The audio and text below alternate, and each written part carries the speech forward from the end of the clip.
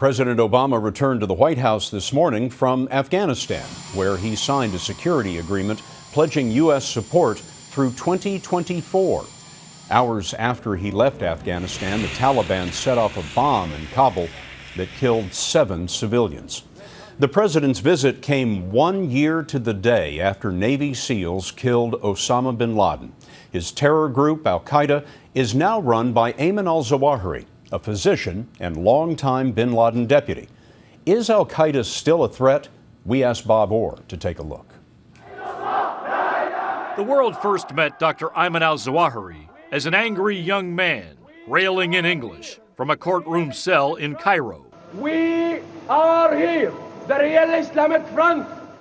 That was 30 years ago, when Zawahiri was an Islamic revolutionary in Egypt. He was arrested with hundreds of others for the assassination of Egyptian President Anwar Sadat. After 3 years in prison, Zawahiri left Egypt for a lifetime of terror.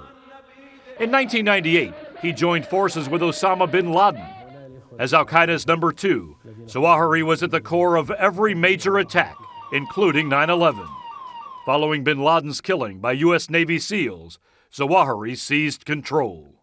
He is as deadly a threat as we've faced before. Bruce Rydell, who spent 3 decades at the CIA chasing Al Qaeda, says Zawahiri wants to tighten his grip on the terror network. Zawahiri, to cement his authority, he has to carry out terror. He has to produce a significant terrorist attack which has his fingerprints on it. So to establish his credentials, his standing in the terror world, he needs to attack.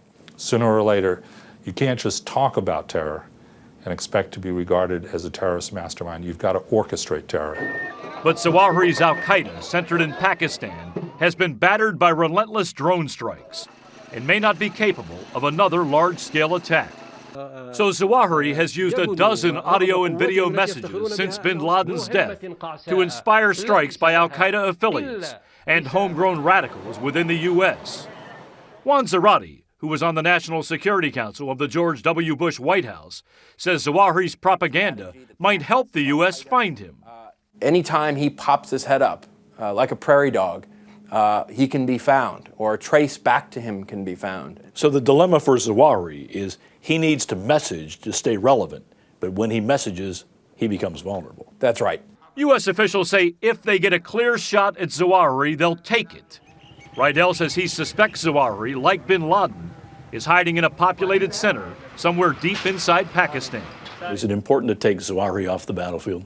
Absolutely. This is a resourceful and smart guy, and it's important that we get him as soon as possible.